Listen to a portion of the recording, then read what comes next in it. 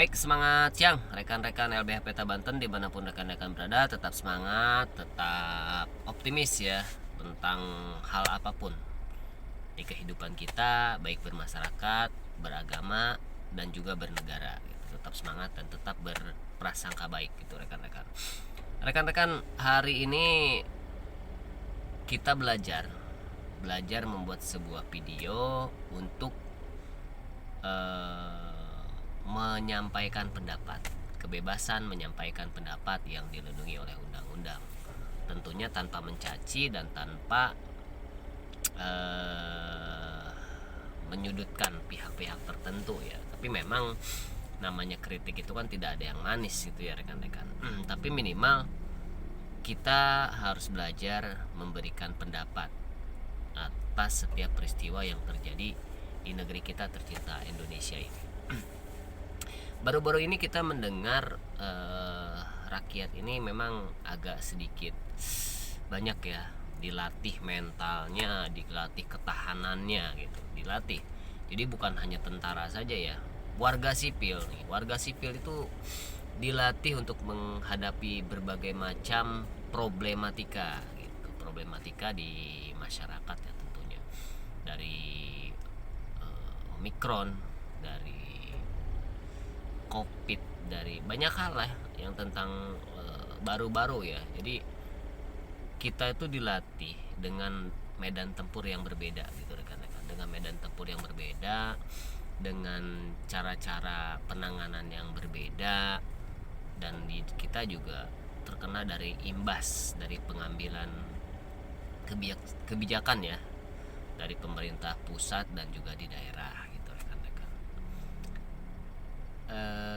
Kita mendengar tentang Wadas nih. Wadas ini menurut saya memang suatu cerita yang memang dari dulu sudah tradisi ya. Tradisi seperti itu memang sudah dari dulu. Cuman sayangnya sudah viral gitu. Kalau sudah viral baru di Indonesia negeri kita ini mulai memperhatikan jeritan masyarakat tentang tata cara penanganan dari aparat penegak hukum ya. Rekan-rekan, kalau saya sih tidak ingin memahami ya, tidak ingin terlalu mendalami lah tentang di Wadas ini sudah ada kekuatan hukum ataupun gugatan dari pemerintah memang dimenangkan gitu kan, dengan dasar-dasar yang saya sih tidak bercerita ke sana lah, karena memang kalau kita melihat dari sejarah-sejarah dulu lah banyak sebenarnya bagaimana konflik pertambangan ini, penolakan pertambangan yang berujung pada yang menolak tambang ini diintimidasi ataupun bahkan dilakukan penangkapan gitu kan. Jadi pro dan kontra itu selalu ada, dan perlu diingat gitu.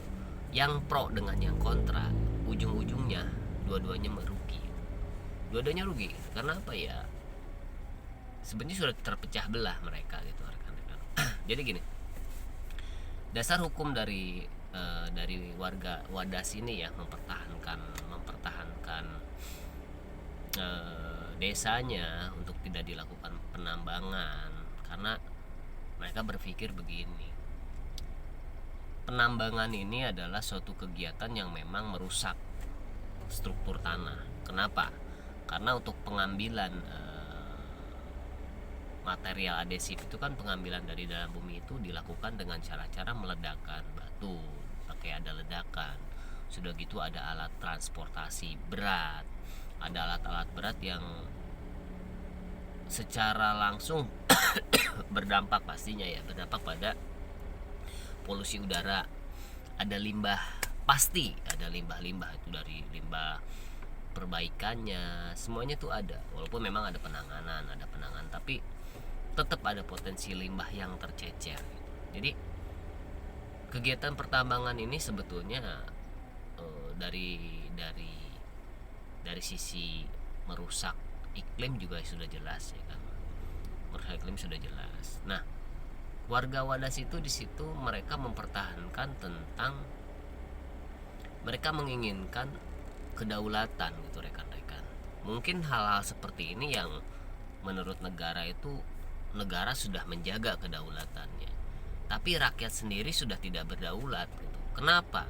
Karena kalau kita melihat pasal dari Undang-Undang Dasar ya, dari pasal 33 dari ayat 2-nya dan 3, memang itu hajat hidup setiap objek usaha-usaha yang memang berskala nasional atau berkepentingan hajat hidup orang banyak itu dikuasai oleh negara. Betul.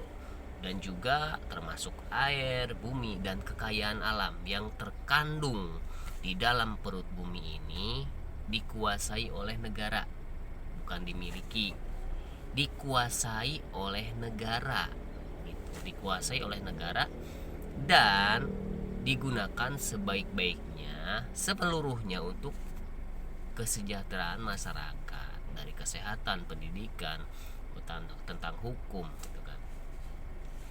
Jadi kadang kita berpikir itu memang hal-hal yang undang-undang mengamanatkan. Nah, masyarakat Wadas ini mereka sedang mempertahankan kedaulatan mereka. Kenapa? Mata air itu sudah mulai sulit itu rekan-rekan. Jadi di kota-kota tertentu ya, di daerah-daerah tertentu mata air itu udah sulit. Ingat, ada peribahasa Indonesia tanah airku. Tanahku sewa, airku beli. Jadi kalau sampai di Wadas itu dilakukan, yang dikhawatirkan itu adalah sumber mata airnya memang sudah akan rusak dan akan berkurang.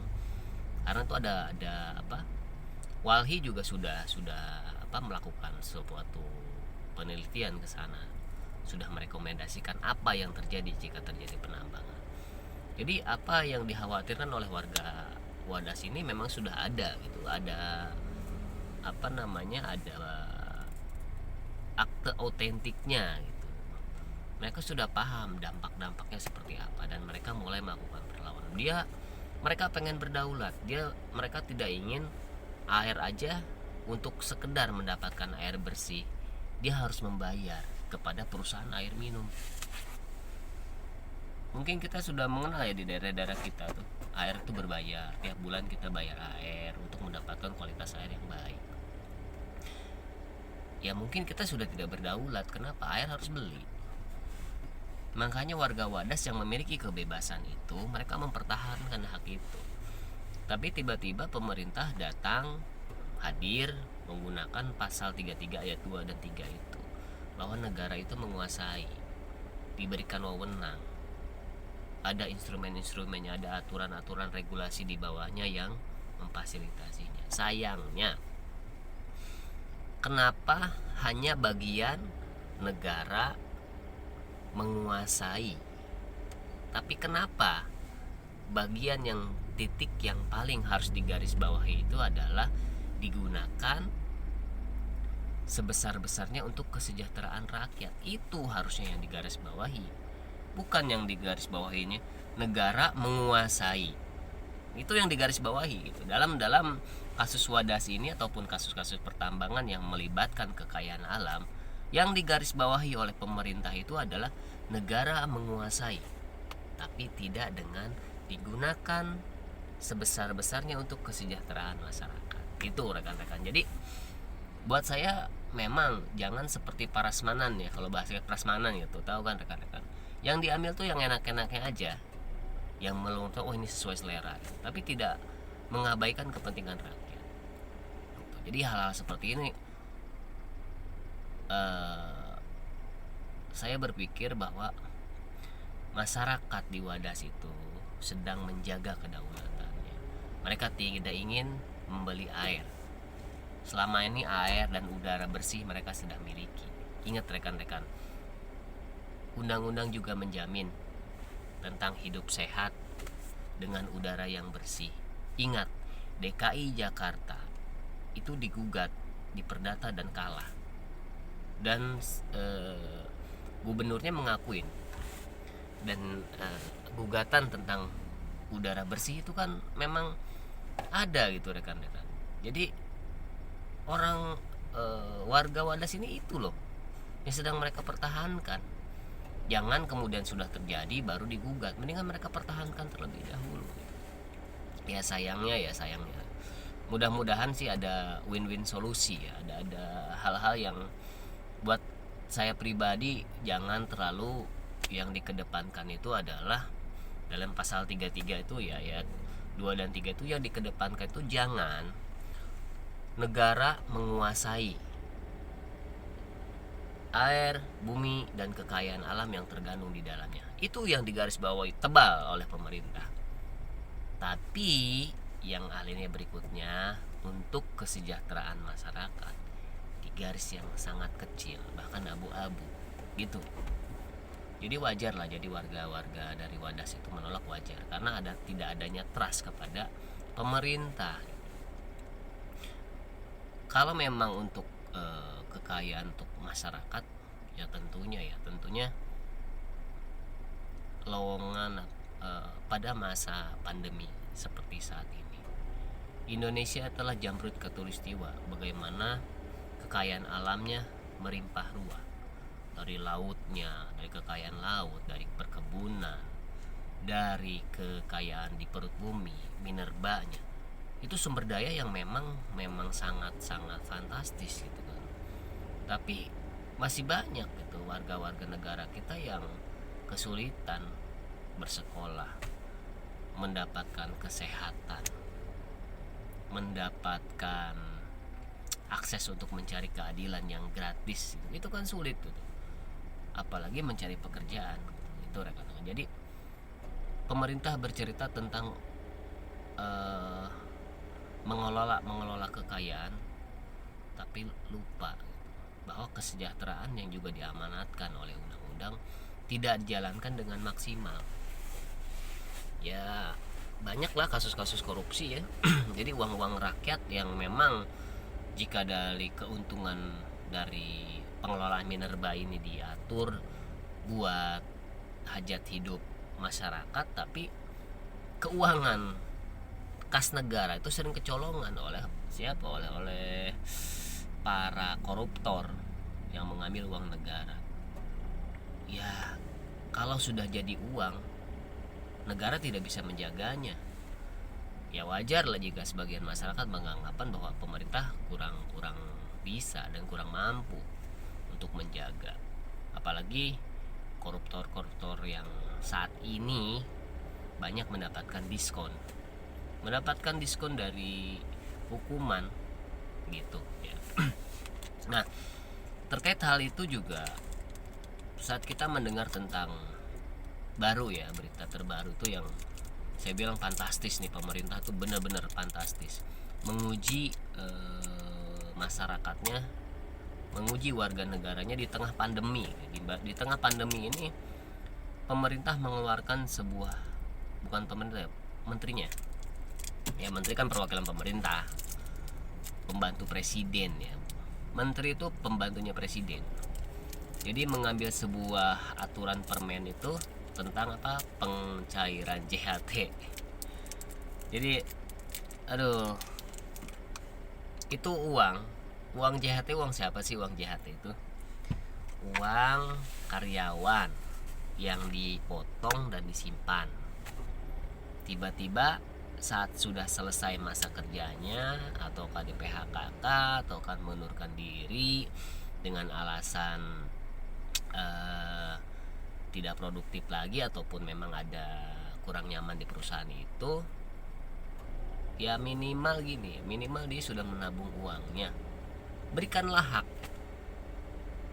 hak dia untuk memutuskan mau diambilkah atau uangnya disimpan gitu loh. Mau disimpan mungkin nggak di negara juga, mendingan disimpan di bank apa di deposito yang dia bisa langsung mengambil keuntungannya.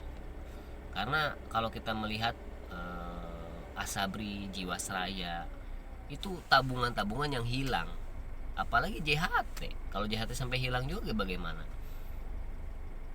Nasabah Jiwasraya yang Asabri itu kan belum terganti.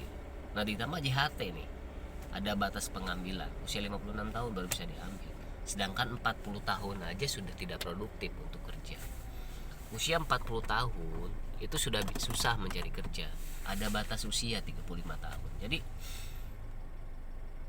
pemerintah ini memang baik gitu. Saya pikir baik pemerintah punya suatu filosofi. Kata dia gini, kata Menteri Tenaga Kerja, beliau tuh baik gitu, memperhatikan, ada sisi humanis yang sangat tinggi yang saya bilang saya apresiasi. Kenapa? Karena beliau menyampaikan bahwa kita kembalikan pada filosofinya. Filosofinya itu adalah jaminan hari tua. Jadi menteri pemerintah ini ingin pada masa tuanya ini karyawannya ini sejahtera, memiliki tabungan. Itu ya rekan-rekan. Itu sebenarnya saya sangat humanis itu. Cuman sayangnya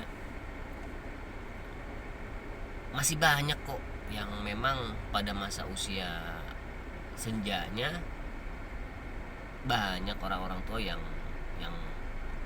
tidak tercover, yang pada masa tuanya tidak punya tabungan. Harusnya pemerintah berpikir bagaimana caranya pemerintah itu bisa memberikan bantuan, jangan menyimpan uang dengan cara begini. Dia pengen mensejahterakan masyarakat, tapi caranya menggunakan dana si karyawan ini ditahan sementara sampai 56 tahun. Yang kita pahamin ini, kalau kita mengelola uang banyak dan uang itu disimpan dalam jangka waktu anggaplah 5 tahun lah, uang itu kan pasti akan berbunga dan akan menghasilkan keuntungan.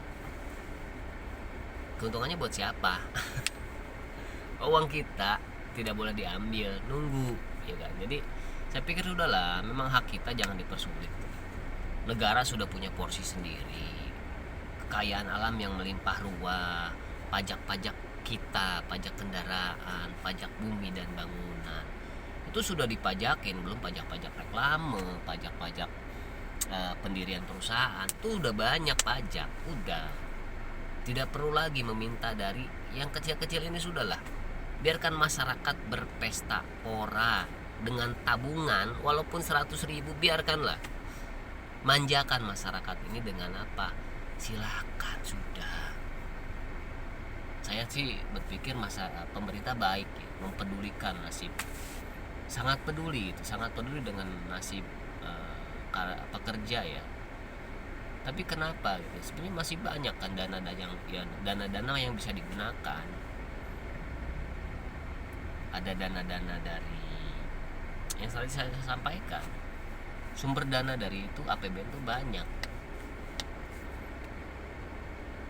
tapi lebih prefer menggunakan dana-dana dari rakyat kecil. Buat apa? Mereka menabung, berikan hak mereka untuk mengambil uang itu.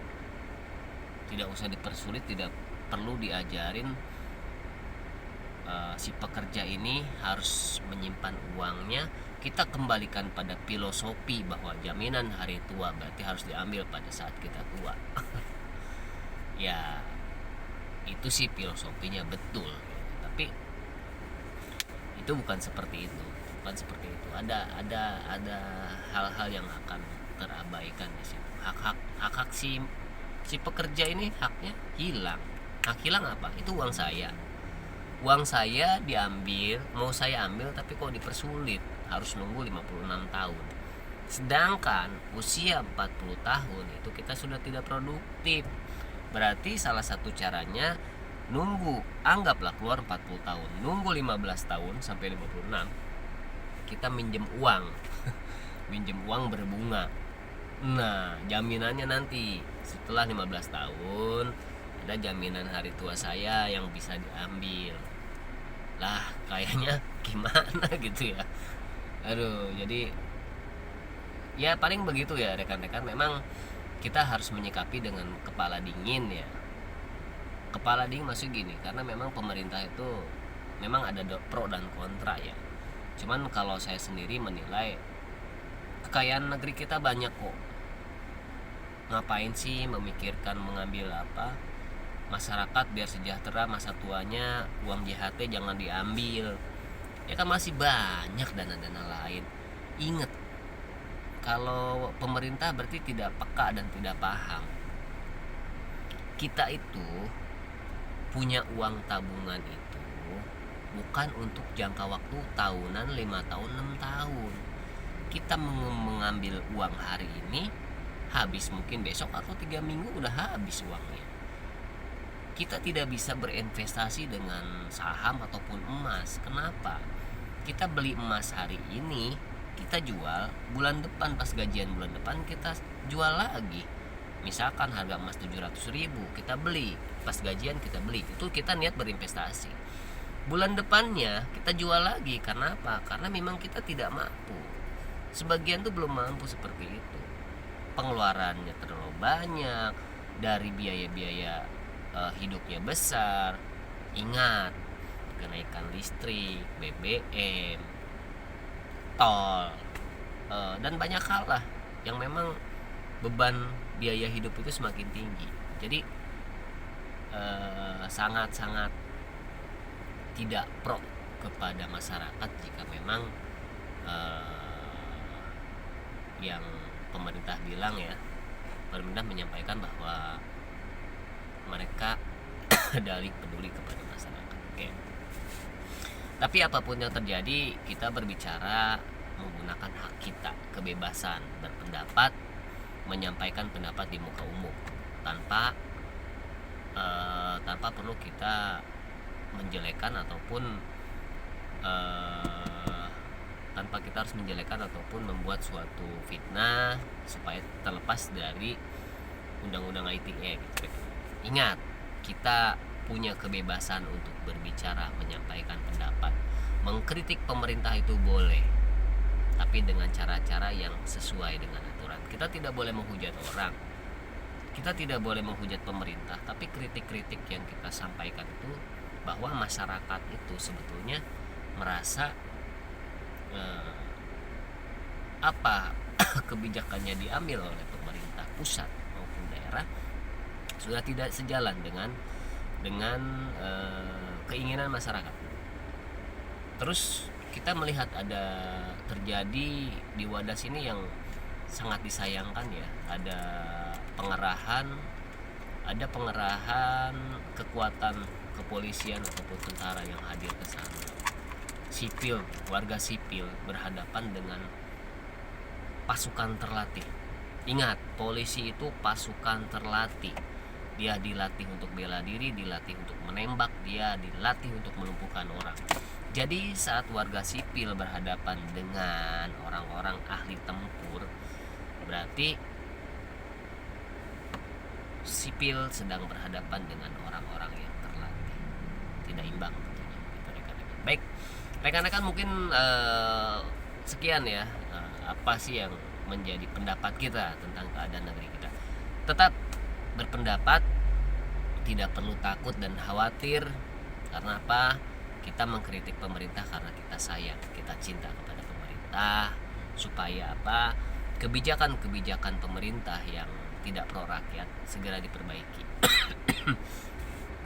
Terjadi unjuk rasa, penolakan akan terjadi. Kenapa? Karena memang masyarakat menolak, dan penolakan itu wajar dan boleh dilakukan karena undang-undang menjaminnya. Dan pesan paling penting itu adalah saya mohon kepada aparat penegak hukum dalam melaksanakan penanganan aksi dari demo-demonya, silakan jaga dengan baik sesuai dengan amanat undang-undang. Kalau memang ada provokator, silakan temukan aktornya. Jangan sampai, jadi begini, kepolisian itu menjaga. Kepolisian menjaga supaya apa? Supaya apa yang menjadi aspirasi dari pekerja ini misalkan tidak ditunggangi oleh ada provokatornya, ada orang-orang yang memang sebetulnya ingin membuat rusuh. Nah, tugas BIN lah, Badan Intelijen ini yang mengerti dan memahami bahwa ini ada provokatornya.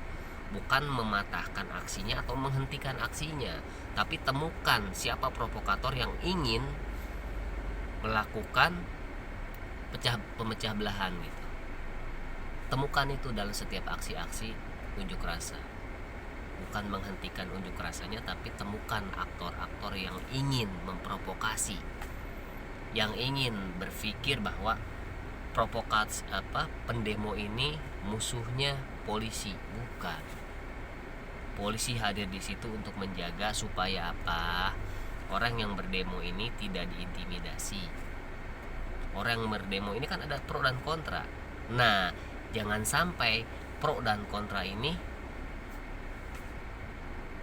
bertemu, akhirnya apa? Terjadi keributan. Itu yang polisi jaga.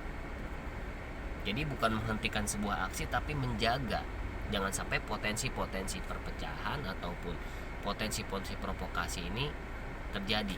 Itu. Salam untuk Kepolisian Republik Indonesia, tetap saya bangga. Kenapa? Karena mereka adalah putra-putra terbaik negeri kita yang terpilih untuk menjaga negerinya, Indonesia Raya. Baik rekan-rekan, tetap semangat, salam keadilan, tetap jaga protokol kesehatan, tetap semangat. Insya Allah memudahkan segala urusan kita. Wassalamualaikum warahmatullahi wabarakatuh.